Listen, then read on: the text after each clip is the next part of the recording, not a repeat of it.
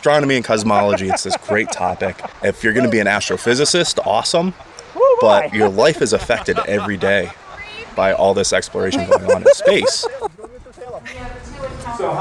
We started with the Big Bang because I would figure if we're talking about space and everything, we should start with maybe where it started. And as the universe expands, we kind of talked about the creation of maybe the first elements and how all those things coalesce to form the first stars, how stars, their life cycle is, how they're born, how they die. Space is a very dangerous place. Oh, yeah. And the evidence shows there are countless pieces of debris all around us.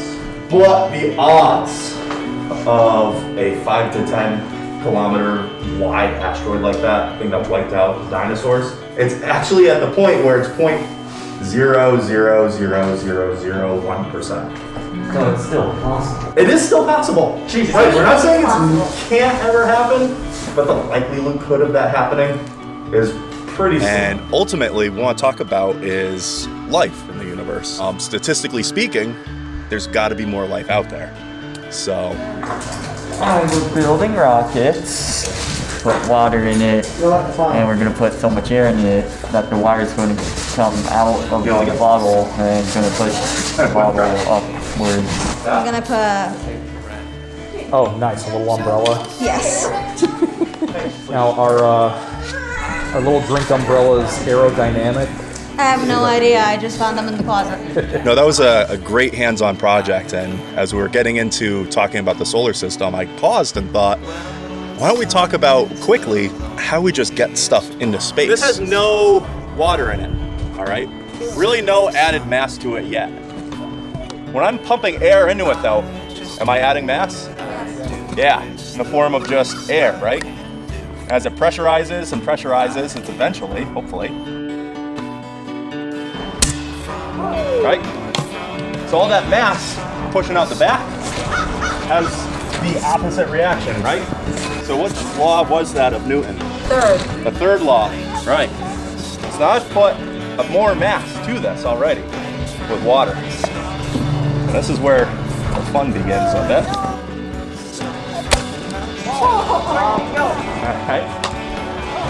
All right, what happens if we put more in? That's what we're going to find out. All this groundbreaking science happening right Push that now. on there so it's nice and tight. Don't want So it'd be a great way to introduce the kids to what it takes to get to space and the fact that it's not easy, but it's still worth doing.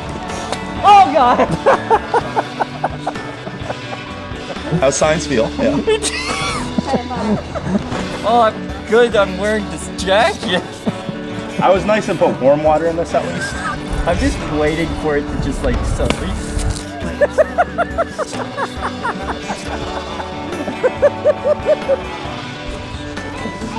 As I was saying. There's a direct connection between talking about it and having it happen, isn't there?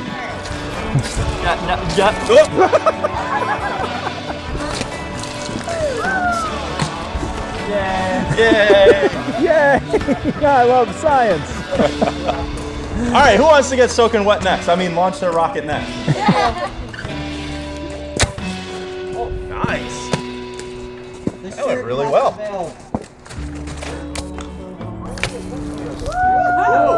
Nice.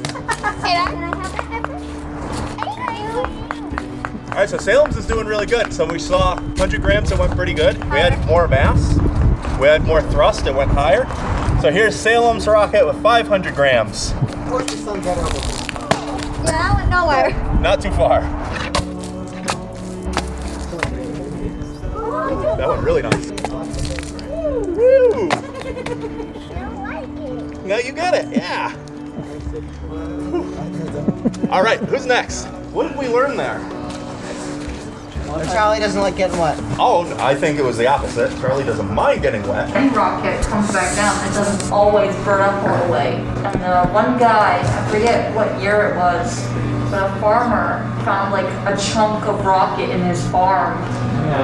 Pretty well intact, actually. This rocket debris lands on man's farm in Washington. This stuff is supposed to burn up in the atmosphere. So, why is it that the moon, though, is covered in craters, impacts, and we are not? They erode and stuff here on Earth. They do erode here, absolutely. Because we have the protective atmosphere that makes it. Okay, it's traveling through space between what, like 15,000 to 50,000 miles per hour? It's an ongoing assignment where every week the kids have to find a current event that's astronomy, cosmology related. A bunch of satellites up in, is it the atmosphere or is it like in space? Space, yeah. Okay, so it's up in space. There's supposed to be more access for like rural areas in the Northeast Kingdom for internet and stuff. Technologies are constantly growing and it trickles down to the civilian sector. This is after they get launched up. They all get released in what's called like a train. And sometimes, if you're lucky enough, you can actually see this. I got to see it once. So this is definitely a problem, especially if, related to Jalen's article, all these Starlink satellites have to be sent up there. It's a great way for us to kind of steer the course in a different direction. If everybody's article has to do with, say, the Mars landing, then I know, there's a lot of interest in Mars. So let's spend a little extra time there. Let's really, really digest it. So what are we building today? Cup rocket. Coffee cup rocket. Making it very bright yellow, Okay. so I don't lose it. Is that what we're gonna do? We launched rockets! We had a small rocket engine with a solid fuel. And then you can pull it out. Yeah. The hard thing is having enough room to be able to do that without deforming the rocket too much. Because if we And I got blown away by them because they built their rockets in the course of 2-3 days. We had to make the blueprints, then we had to make, The fins, and then we had to, sand them, cut them out. we had to make all the parts and stuff, and then put it all together, and then boom, rockets. So you look at it straight through the straw, and then you follow it upward, and once it goes upward, you take this, and then this should be the angle that it goes up at. If we take 70 from 90, because we start at 90 on that, Right. and it angles back to 70. So 20. So it'd be 20 degrees. We could use trigonometry to figure out how high these rockets actually went, right? So when you're standing at this point here, and you're looking up at this point, what are we gonna create? A triangle. Yeah, a right triangle. And right triangles are fantastic for this. I kind of said, maybe a week or two this will take. But they were just so into it and just so excited about doing this. So when the wind gets calm, all right, we'll make sure they're ready. You hold this and hold that. Got it? Yeah. Okay. Holy crap!